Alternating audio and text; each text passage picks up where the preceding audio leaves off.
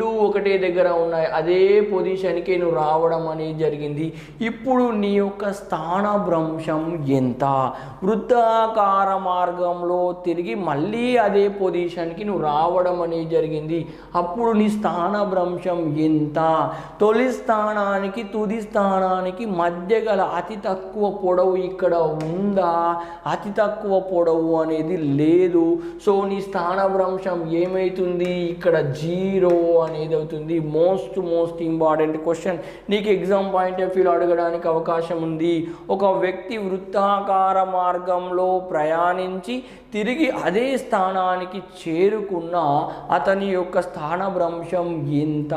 అతని స్థానభ్రంశం ఎంత అవుతుంది? 0 అనేది అవుతుంది. ఈ విషయాన్ని మనం క్లియర్గా గుర్తుపెట్టుకోవాలి. ఫర్ ఎగ్జాంపుల్, నువ్వు ఈ పాయింట్ దగ్గర స్టార్ట్ అయిపోయి ఎక్కడికి వచ్చావు? ఈ పాయింట్కి రావడం అనేది జరిగింది. ఈ పాయింట్కి వచ్చినప్పుడు నీ యొక్క స్థానభ్రంశం ఎంత ఉంటుందంటే ఇట్లా తీసుకోవాల్సిన అవసరం అనేది ఉంది. ఎందుకోసం? తొలి స్థానము ఏ, తుది స్థానము బి, ఈ రెండింటికి మధ్య గల అతి తక్కువ పొడవు ఏమనాలి? అతి తక్కువ పొడవుగా తీసుకోవాల్సిన అవసరం అనేది ఉంది. కావున ఈస్ట్ మార్గంలో తీసుకుంటేనే స్థానభ్రంశం అనేది అవుతుంది. ఫర్ ఎగ్జాంపుల్, ఈ మార్గంలో మొత్తానికి 800 మీటర్లు అనుకుంటే మేబీ ఈ మార్గంలో 300 మీటర్లు అనేది అవుతుంది. ఏది నీ స్థానభ్రంశం అవుతుంది? ఈ 300 మీటర్లు అనేది స్థానభ్రంశం అనేది అవుతుంది. మరి 800 మీటర్లు ఏమవుతుంది? నీ యొక్క దూరం, నువ్వు ప్రయాణించిన దూరం అనేది అవుతుంది. నీవు ప్రయాణించిన దూరం అనేది అవుతుంది. ఈ విషయాన్ని గుర్తుపెట్టుకోవాలి. మరి ఇక్కడ మీకు ఒక క్వశ్చన్ని నేను ఫ్రేమ్ చేస్తా. ఈ క్వశ్చన్కి సంబంధించిన ఆప్షన్స్లో కరెక్ట్ ఆన్సర్ మీరు గుర్తుపట్టాల్సిన అవసరం ఉంది. ఒకసారి ఎక్స్పెక్ట్ చేయండి ఏది కరెక్ట్ ఆన్సర్ అనే విషయాన్ని. ఇక్కడ ఆప్షన్ ఏలో నేను ఏమంటున్నా అంటే, ఆప్షన్ ఏలో దూరం అనేది స్థానభ్రంశం కంటే ఎక్కువగా ఉంటుంది. దూరం అనేది స్థానభ్రంశం కంటే ఎక్కువగా ఉంటుంది. ఆప్షన్ బి అనేది దూరం అనేది స్థానభ్రంశం కంటే తక్కువగా ఉంటుంది. ఆప్షన్ సి దూరం ఈజ్ ఈక్వల్ టు స్థానభ్రంశం. ఎస్, 3 ఆప్షన్స్ నేను ఇచ్చిన. ఆప్షన్ డిలో ఏది కాదు, ఆప్షన్ డి ఇచ్చిన. మరి ఈ 4గింటిలో సరైన ఆన్సర్లు ఏవి ఉన్నాయో ఒకసారి చూడండి. కరెక్ట్ ఉన్న ఆన్సర్లు ఏది గుర్తుపట్టండి. మరి ఫస్ట్ ఏమంటాం? దూరం అనేది దేనికంటే ఎక్కువగా ఉంది? స్థానభ్రంశం కంటే ఎక్కువగా ఉంది. Always correct. తొలి స్థానానికి తుది స్థానానికి మధ్య గల పొడవును ఏమన్నాం? దూరం అన్నాం. అతి తక్కువ పొడవును ఏమన్నాం? స్థానభ్రంశం అని మనం అన్నాం. సో స్థానభ్రంశం కంటే దూరం ఎక్కువగా ఉంటుంది. ఆల్వేస్ ఇది పాసిబుల్ అవుతుంది. ఎస్, ఆప్షన్ ఏ అనేది మనకు కరెక్ట్ ఆన్సర్. దూరం అనేది స్థానభ్రంశం కంటే ఎక్కువ ఉంటుంది. మరి ఇక్కడ ఆప్షన్ బిలో ఏమిచ్చిండు? దూరం అనేది స్థానభ్రంశం కంటే తక్కువగా ఉంటుంది అని ఇచ్చిండు.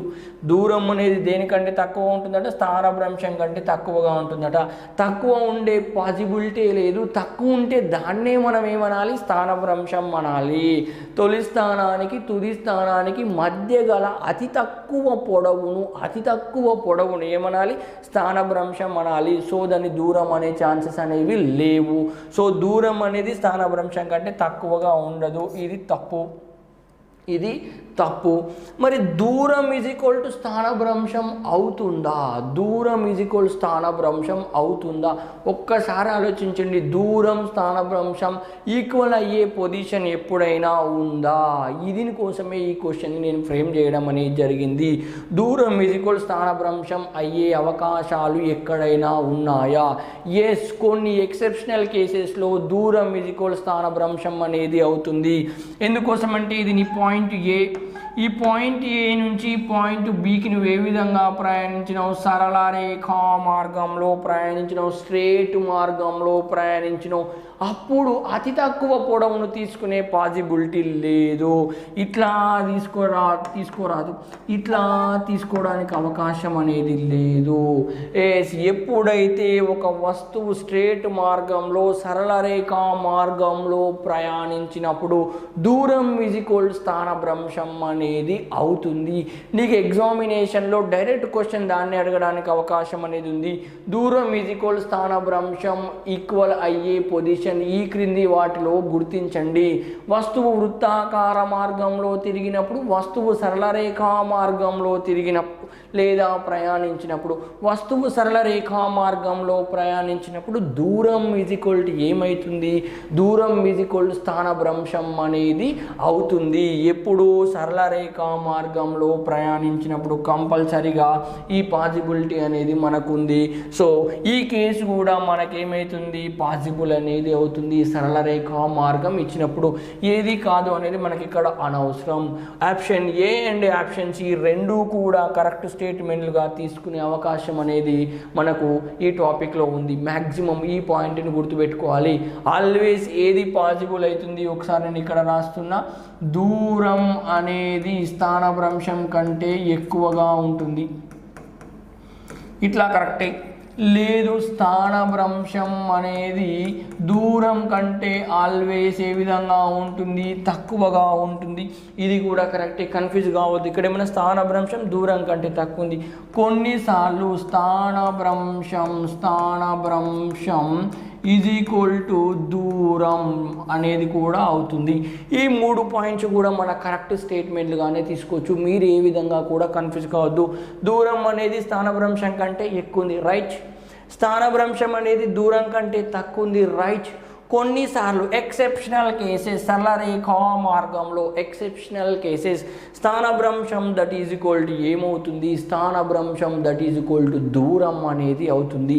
ఈ 3 పాయింట్స్ కూడా మీరు క్లియర్గా నోట్ చేసుకోండి. ఎగ్జామ్లో మిమ్మల్ని కన్ఫ్యూజ్ చేయడం కోసం ఒక టాపిక్ పైనే ఎన్నో రకాల క్వశ్చన్స్ అడగడానికి అవకాశం అనేది ఉంటుంది. ఈ విషయాన్ని కూడా మీరు అందరూ కూడా క్లియర్గా గుర్తుపెట్టుకోండి. జస్ట్ మనం ఏం కంప్లీట్ చేసాం? దూరము, స్థానభ్రంశము అనే 2 టాపిక్లు కంప్లీట్ కావడం అనేది జరిగింది. నెక్స్ట్ వడి అంటే ఏంటి? మరి వడికి వేగానికి మధ్యలో డిఫరెన్స్ అనేది ఏంది? వడి అంటే ఏంది? వేగం అంటే ఏంది? వడి మరియు వేగము. ఎస్, వడికి వేగానికి మధ్యలో డిఫరెన్స్ ఏది? దేనిని మనం స్పీడ్ అంటాం, దేనిని మనం వెలాసిటీ అంటాం. ఇక్కడ సింపుల్ టెర్మినాలజీ గుర్తుపెట్టుకోవాలి. స్పీడ్ అంటే ఏంటి, వెలాసిటీ అంటే ఏంటి, ఈ విషయాలు గుర్తుపెట్టుకోవాలి. చాలామంది స్పీడ్ అంటే ఏమనుకుంటున్నారు, వెలాసిటీ అంటే ఏమనుకుంటున్నారు, దీంట్లో దేన్ని స్పీడ్తో విలవాలి, దీన్ని దేన్ని వెలాసిటీతో విలవాలి. స్పీడ్ అంటే వేగం కాదు, గుర్తుపెట్టుకోవాలి.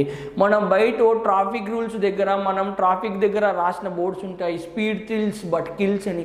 స్పీడ్ అంటే వేగం కాదు. వాళ్ళకు మన ఫిజిక్స్ కాన్సెప్ట్స్ అనేవి తెలవవు. మీరందరూ కూడా నిజ జీవితంలో స్పీడ్ అంటే వేగమే అనుకుంటారు, కానీ అది తప్పు.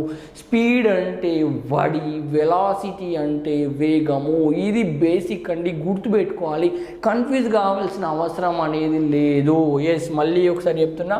వడి అంటే ఏమని చెప్పాలి? స్పీడ్ అనాలి. వేగం అంటే ఏంది? వెలాసిటీ అనాలి.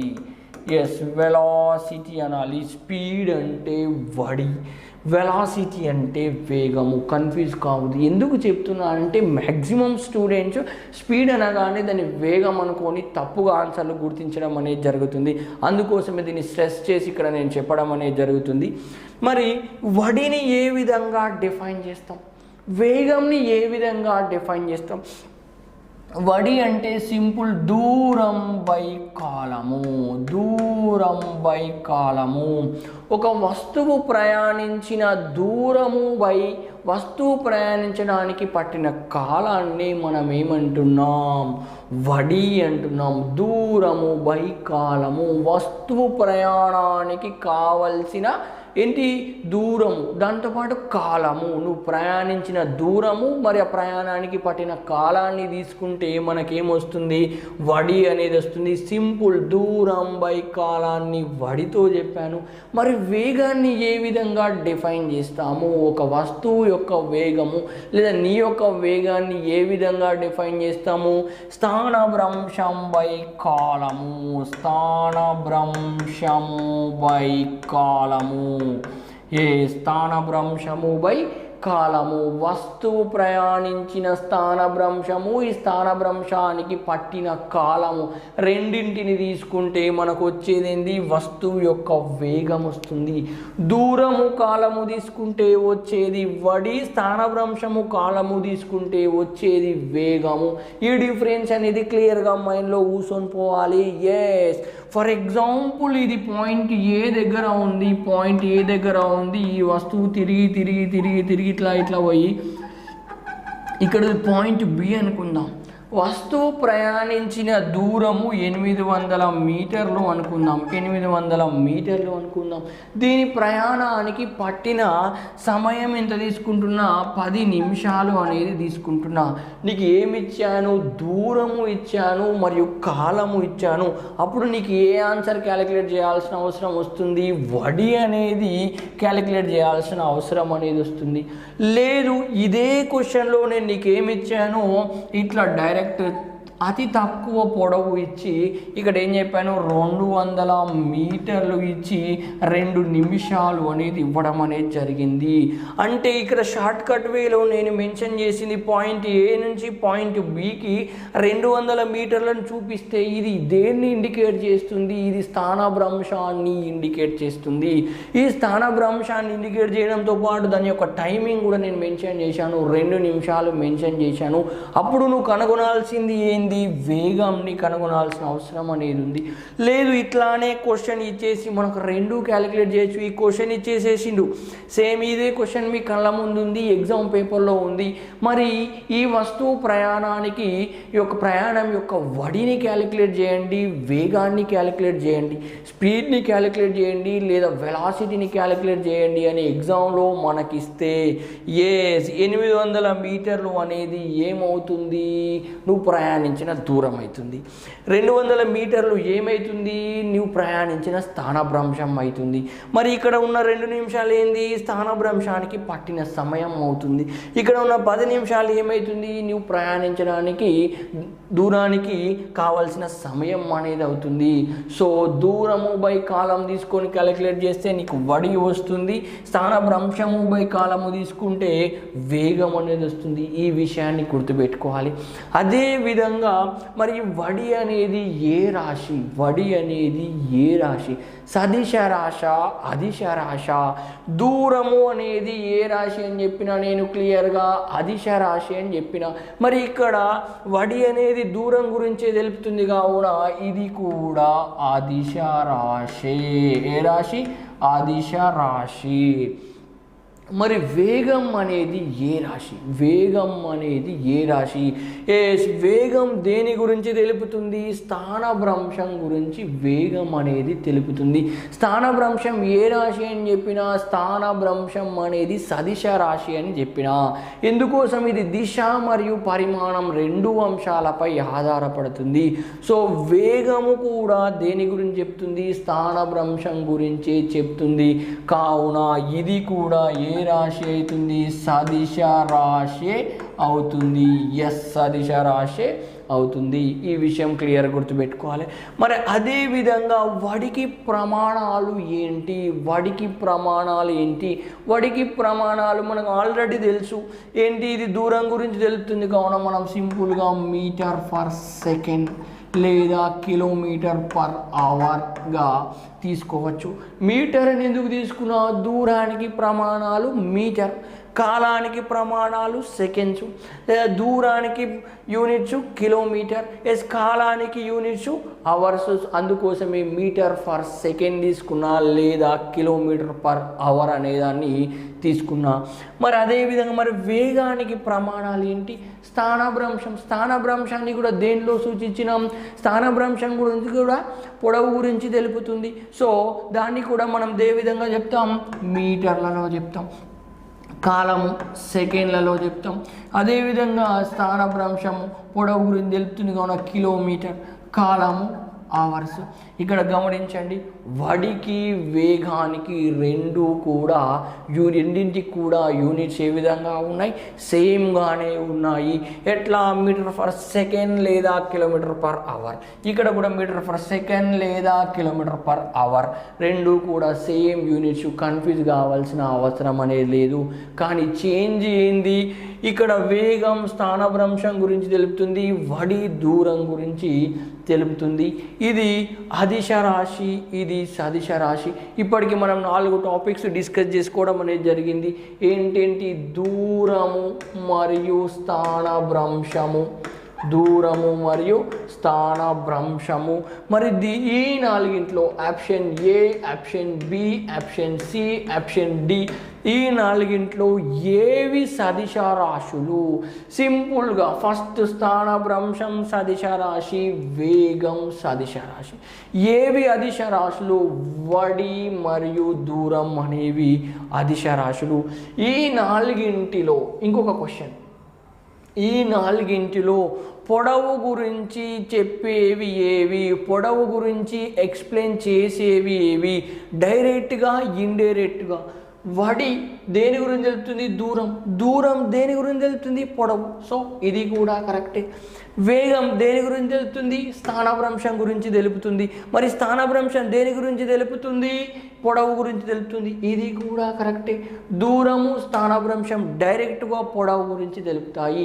ఎగ్జామ్ పాయింట్ ఆఫ్ వ్యూలో ఒకవేళ ఈ 4 ఆప్షన్లు వడి, వేగము, దూరము, స్థానభ్రంశం ఈ 4 కూడా ఆప్షన్లలో ఇచ్చి ఈ 4 ఏది పొడవు గురించి ఎక్స్ప్లెయిన్ చేస్తుంది, పొడవు గురించి తెలుపుతుంది అని మనకు అడిగితే ఈ 4 కూడా సరైన ఆన్సర్లే.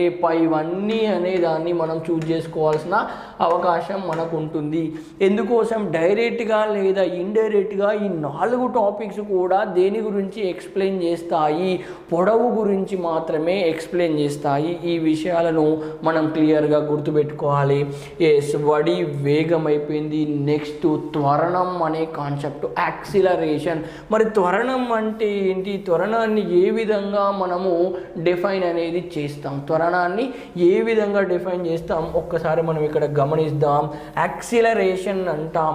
దానికంటే ముందు మన వాహనాలలో వేగాన్ని పెంచడానికి, మన వాహనం డ్రైవ్ చేసినప్పుడు, ఒక కారు కానీ బస్సు కానీ డ్రైవ్ చేస్తున్నప్పుడు వేగాన్ని పెంచడం కోసం అక్కడ దేన్ని పెంచుతావు? దేన్ని నొక్కుతావు? యాక్సిలరేటర్ని నొక్కుతావు. ఐడియా ఉందా? ఎంతమందికి డ్రైవింగ్ వచ్చు? ఎంతమంది కారు నడిపినప్పుడు వేగాన్ని పెంచడం కోసం కింద యాక్సిలరేటర్ని ఏం చేస్తావు? ప్రెస్ చేస్తావు. యాక్సిలరేటర్ని పెంచిన కొలది ఏమవుతుంది? వేగం పెరుగుతుంది. ఇక్కడ నేను ఏమంటున్నా? యాక్సిలరేషన్, త్వరణం అంటున్నా. ఏమంటున్నా? త్వరణం అంటున్నా. త్వరణం, యాక్సిలరేషన్.